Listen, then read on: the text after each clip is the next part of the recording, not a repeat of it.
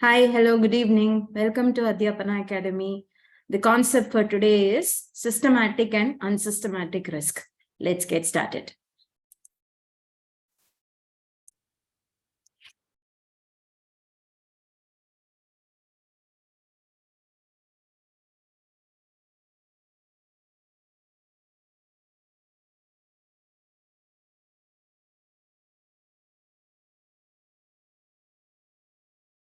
The concept for today is systematic and unsystematic risk.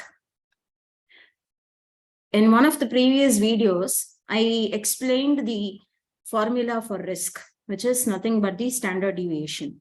So risk is measured using standard deviation formula, which is square root of sigma x minus x bar the whole squared divided by n if it is an individual series, and the same standard deviation if it is a probability series, it is root of sigma x minus x bar the whole squared into p. This risk of a security, which is standard deviation suffix s, can be classified into two. One is systematic risk and the other is unsystematic risk. What is this systematic risk? Systematic risk is the risk driven by market forces, which is uncontrollable. Risk driven by market forces, which is uncontrollable, is what we call as systematic risk.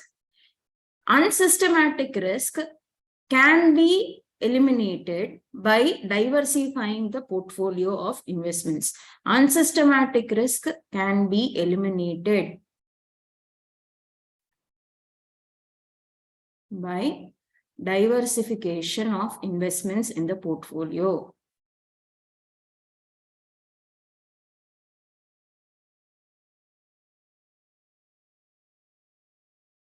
What is portfolio?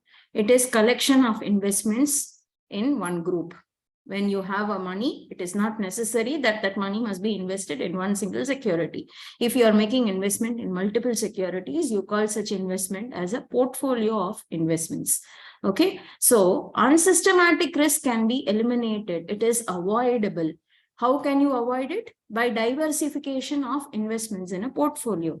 Systematic risk is risk driven by market forces, which is uncontrollable by an investor, and it is unavoidable.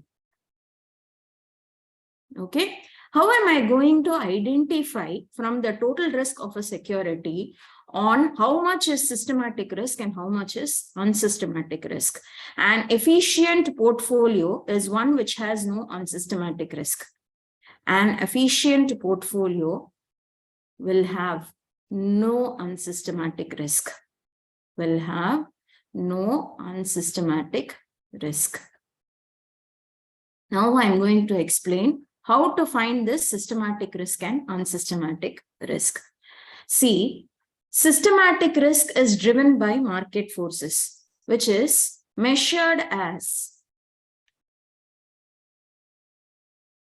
it can be measured in two forms. One is in form of standard deviation, the other is in the form of a variance. If I am going to measure systematic risk in the form of a standard deviation, it is beta times standard deviation of market, which is systematic risk. If it is a variance, it is square, beta squared standard deviation market squared. Now comes the point, what is this beta and what is the standard deviation of market? This standard deviation of market is the total risk for the market as a whole. This security S is a small part of the market, which means I have to multiply with beta. What is this beta? Beta is a relative risk measure. This beta you might have studied in CAPM formula, right? Capital asset pricing model. What is this beta? This beta is a relative risk measure. Let me give you some random example.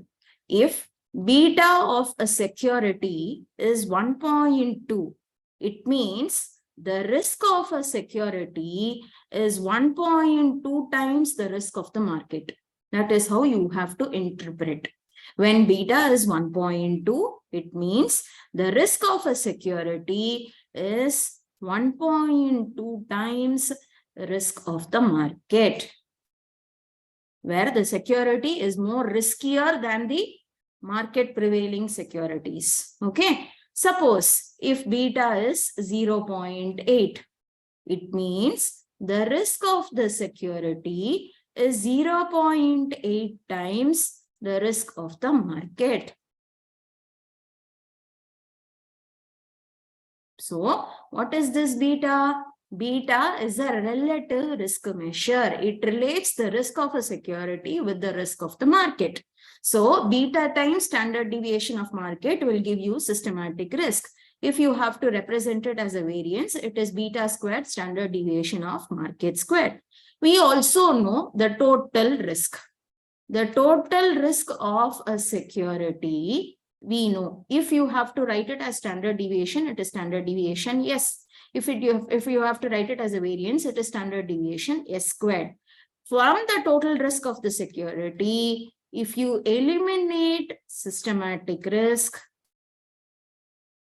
is beta times standard deviation of market. So here it is beta squared standard deviation of market squared. Right? When you eliminate systematic risk from total risk, you will have unsystematic risk. Unsystematic risk is standard deviation of security minus beta times standard deviation of market if you are following SD approach. If you are following variance approach, standard deviation S squared minus beta squared standard deviation market squared is unsystematic risk. Unsystematic risk can be either a positive number or zero. Unsystematic risk can be either a positive number or zero. It cannot be a negative number. Unsystematic risk cannot be a negative number. It should be either positive or it is zero. So this is the concept for today. See you all again in the next video. Thank you. Bye.